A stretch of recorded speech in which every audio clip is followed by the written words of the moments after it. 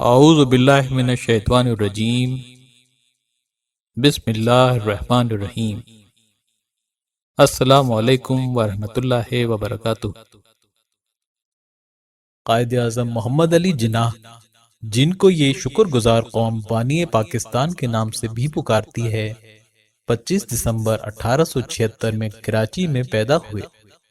ان جیسی شخصیت صدیوں میں کوئی ایک پیدا ہوتی ہے اور کسی قوم کو انعام کی صورت میں ملتی ہے۔ دنیا میں بہت کم لوگ ایسے ہوتے ہیں جو دنیا کا نقشہ بدل کر رکھ دیتے ہیں، اور بانی پاکستان محترم قائد اعظم محمد علی جناح رحمت اللہ علیہ کا شمار ایسے ہی گوہر نایاب شخصیات میں ہوتا ہے۔ ان کی زندگی کے چند واقعات پیش خدمت ہیں جو اس بات کی علامت ہیں کہ ہمارے قائد کی سوچ، بصیرت، حوصلہ اور خیالات کتنے وسیع و عرفہ تھے اور ہمارے لیے مشعل راہ ہیں۔ وفات سے کچھ عرصہ قبل بابائے قوم نے اسٹیٹ بینک آف پاکستان کا افتتاح کیا۔ یہ وہ آخری سرکاری تقریب تھی جس میں قائد اعظم اپنی علالت کے باوجود شریک ہوئے۔ وہ ٹھیک وقت پر تقریب میں تشریف لائے۔ انہوں نے دیکھا کہ شرکاء کی اگلی نشستیں ابھی خالی ہیں۔ انہوں نے تقریب کے منتظمین کو پروگرام شروع کرنے کا کہا اور یہ حکم بھی دیا کہ خالی نشستیں ہٹا دی جائیں۔ حکم کی تعمیل ہوئی اور بعد میں آنے والے شرکاء کو کھڑے ہو کر تقریب کا حال دیکھنا پڑا۔ ان میں کئی دوسرے وزراء اور سرکاری افسروں کے ساتھ اس وقت کے وزیر اعظم خان لیاقت علی خان بھی شامل تھے۔ وہ بے حد شرمندہ تھے کہ ان کی ذرا سی غلطی قائد اعظم نے برداشت نہیں کی اور ایسی سزا دی جو کبھی نہ بھولے گی۔ 1920 میں جب قائد اعظم محمد علی جناح کی شادی ہوئی تو انہوں نے اپنے غسل خانے کی تعمیر میں اس وقت کے 50,000 روپے خرچ کیے، مگر گورنر جنرل کے عہدے پر فائز ہوئے تو قائد اعظم 1.5 روپے کا موزہ لینے سے بھی انکار کر دیتے اور کہتے کہ غریب مسلمان ملک کے گورنر کو اتنی مہنگی چیز نہیں پہننی چاہیے۔ مسلمانوں کے عظیم لیڈر اور بابائے قوم قائد اعظم محمد علی جناح قیام پاکستان کے بعد گورنر جنرل کی حیثیت سے ملک چلا رہے تھے۔ ایک دن برطانیہ کے سفیر نے کہا کہ برطانیہ کے بادشاہ کا بھائی آج پاکستان ایئرپورٹ پہنچ رہا ہے، آپ اسے لینے ایئرپورٹ جائیے گا۔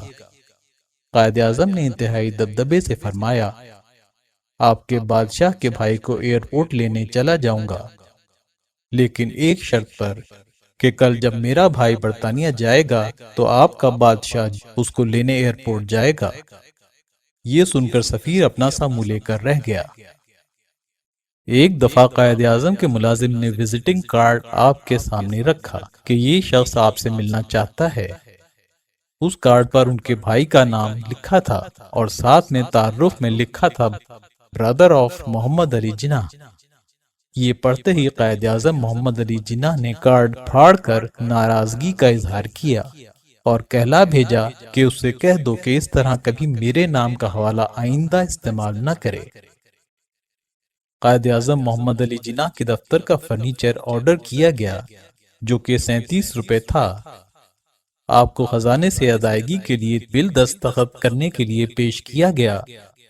آپ نے بل دیکھا تو پوچھا، اس میں یہ 7 روپے کی فالتو کرسی کیوں آرڈر کی گئی؟ سیکرٹری نے کہا، سر یہ فاطمہ جناح صاحبہ کے لیے ہے، جب وہ دفتر آتی ہیں تو ان کے بیٹھنے کے لیے منگوائی ہے۔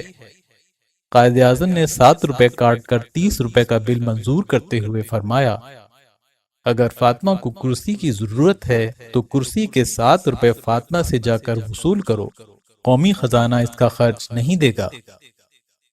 ابو الحسن اصفہانی اپنے ایک مضمون بے مثال لیڈر میں لکھتے ہیں کہ قائد اعظم کی عادت تھی کہ کمرے سے باہر نکلتے وقت تمام لائٹ بند کر دیا کرتے تھے۔ میں آخری بار ان سے 31 اگست 1947 گورنر ہاؤس میں ملا تھا۔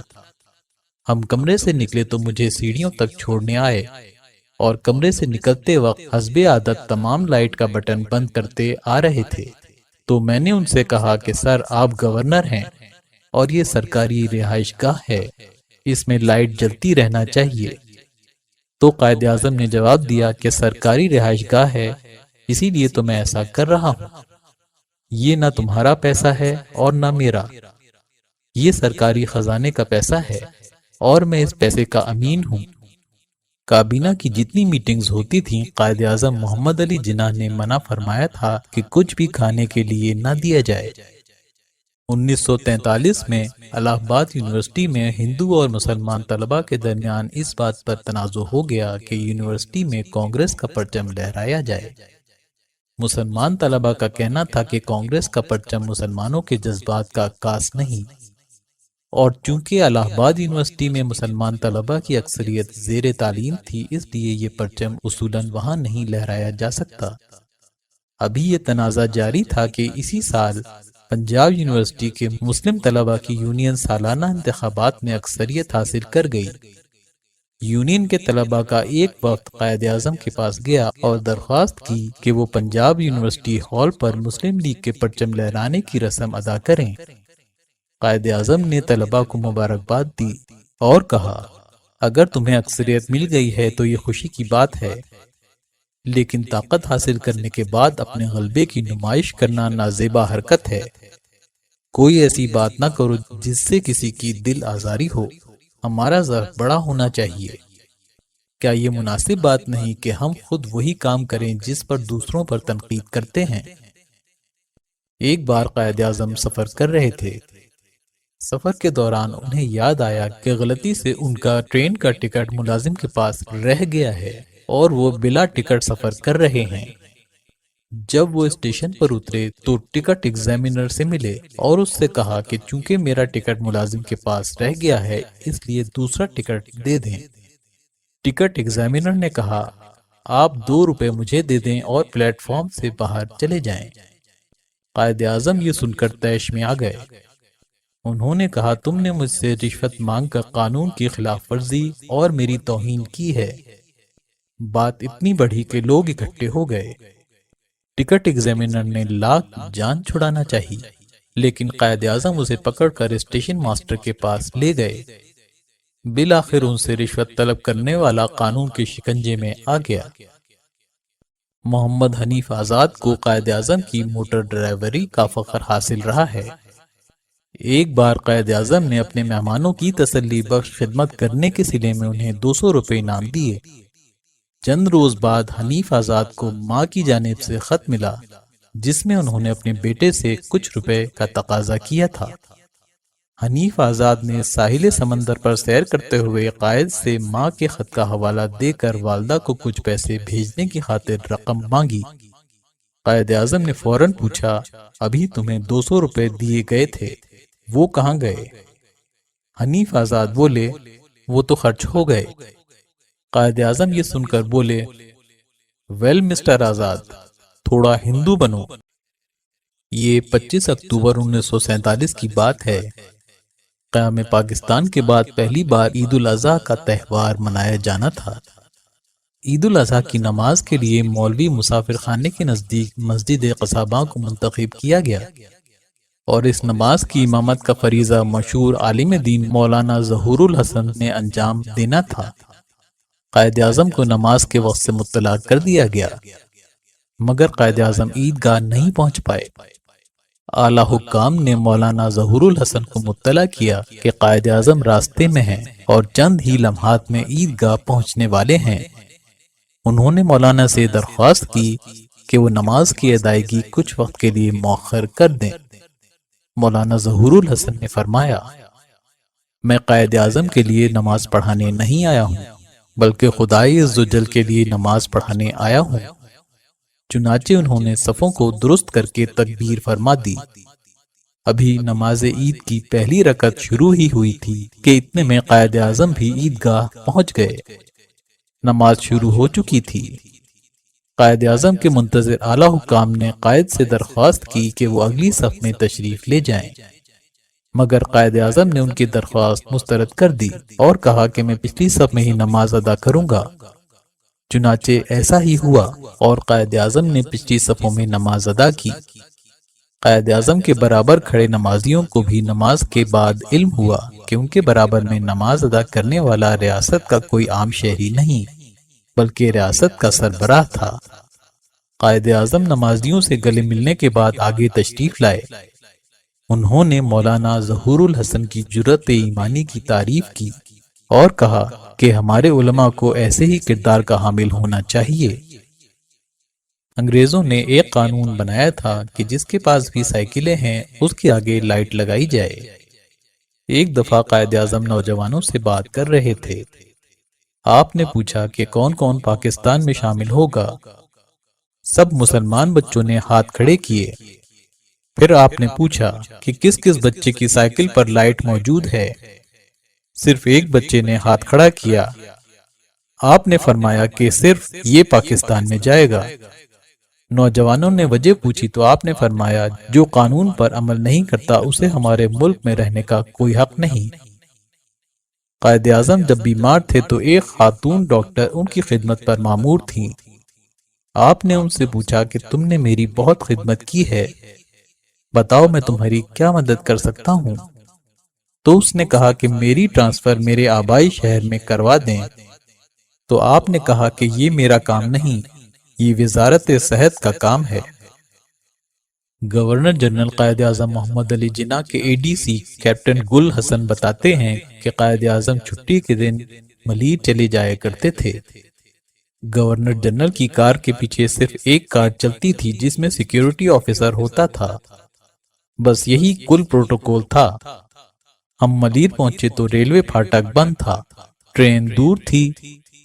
میں نے گیٹ کیپر سے کہہ کر گیٹ کھلوا دیا، لیکن قائد اعظم نے ڈرائیور کو گاڑی چلانے سے منع کر کے مجھے واپس بھیجا کہ گیٹ بند کروا کر آؤ۔ پھر مجھ سے کہا اگر میں قانون کی پاسداری نہیں کروں گا تو دوسروں سے یہ توقع کیوں کر رکھوں گا؟ میں ایسی مثال قائم نہیں کرنا چاہتا جو پروٹوکول پر مبنی ہو۔ قائد اعظم کا کردار آئینے کی طرح شفاف تھا، وہ کسی کے سامنے نہیں جھکتے تھے۔ ایک دفعہ قائد کسی کانفرنس میں تقریر فرما رہے تھے کہ ان کا مونوکل زمین پہ گر گیا۔ وہاں موجود انگریز اور ہندو بہت خوش تھے کہ اب قائد اعظم کو ان کے سامنے جھکنا پڑے گا، لیکن ان سب کے منہ کھلے کے کھلے رہ گئے جب انہوں نے اپنی جیب سے دوسرا مونوکل نکال کر آنکھ پر لگا لیا۔ 14 اگست 1947 کی روح پرور شام تھی جب گورنر ہاؤس کے وسیع چبوترے پر قائد اعظم مسکرا مسکرا کر لوگوں سے مبارکباد وصول فرما رہے تھے۔ ایسے میں ایک غیر ملکی صحافی نے کہا کہ آپ کتنے خوش نصیب ہیں کہ آپ نے ایک آزاد ملک حاصل کر لیا، جس پر بانی پاکستان کا جواب تھا کہ اللہ کا شکر بجا لاتا ہوں کہ پاکستان بن گیا، مگر اس کا بانی میں نہیں۔ صحافی نے تعجب کا اظہار کرتے ہوئے پوچھا تو پھر اس ملک کا بانی کون ہے؟ قائد نے جواب دیا ہر مسلمان۔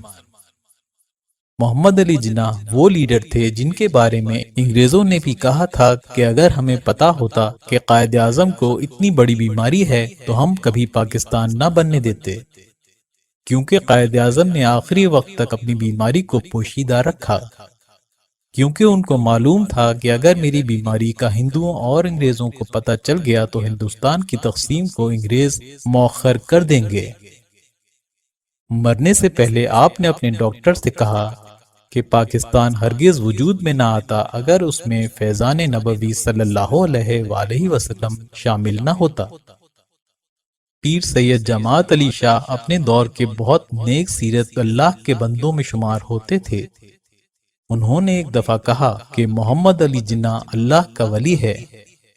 اس پر لوگوں نے کہا کہ آپ اس شخص کی بات کر رہے ہیں جو دیکھنے میں گورا یعنی انگریز نظر آتا ہے اور اس نے داڑھی بھی نہیں رکھی ہوئی۔ تو سید جماعت علی شاہ نے کہا کہ تم اس کو نہیں جانتے، وہ ہمارا کام کر رہا ہے۔ پیر سید جماعت علی شاہ کے اس دور میں تقریباً 10 لاکھ مرید تھے۔ آپ نے اعلان فرمایا تھا کہ اگر کسی نے مسلم لیگ اور قائد اعظم کو ووٹ نہ دیا وہ میرا مرید نہیں۔ آخر میں شاعر مشرق علامہ محمد اقبال رحمت اللہ علیہ کا ایک قول جو انہوں نے قائد اعظم محمد علی جناح کے لیے کہا، محمد علی جناح کو نہ تو خریدا جا سکتا ہے اور نہ ہی یہ شخص خیانت کر سکتا ہے۔ محمد علی جناح نے کبھی کسی کو گالی نہ دی اور نہ کبھی آپ نے بد اخلاقی کی۔ قائد اعظم سے لوگوں کی محبت کا یہ عالم تھا کہ اگر کوئی آپ سے ہاتھ ملا لیتا تو وہ خوشی سے پھولا نہ سماتا اور سارا دن لوگوں کو بتاتا پھرتا کہ آج میں نے قائد اعظم محمد علی جناح سے ہاتھ ملایا ہے۔ قائد اعظم محمد علی جناح اتنی مخالفت کے باوجود ایک دن کے لیے بھی جیل نہیں گئے۔ قائد اعظم نے کبھی ایسے الفاظ اپنے منہ سے نہیں نکالے جن کے بعد یہ کہنا پڑے کہ میں اپنے الفاظ واپس لیتا ہوں۔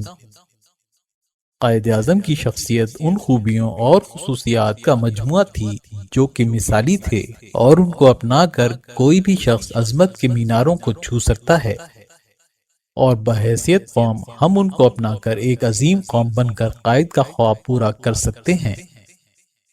اللہ عز و جل قائد اعظم محمد علی جناح پر کروڑوں رحمتیں نازل فرمائے، آمین۔ امید ہے ویڈیو آپ کو پسند آئی ہوگی۔ پسند آنے کی صورت میں لائک اور شیئر ضرور کیجیے۔ ہماری نئی آنے والی تمام ویڈیوز سب سے پہلے دیکھنے کے لیے ہمارا چینل سبسکرائب کیجیے اور بیل آئیکن پر کلک کیجیے تاکہ ہماری نئی آنے والی تمام ویڈیوز سب سے پہلے آپ تک پہنچ سکیں۔ اللہ تعالیٰ آپ تمام دوستوں کا حامی و ناصر ہو۔ اجازت دیجیے، اللہ حافظ۔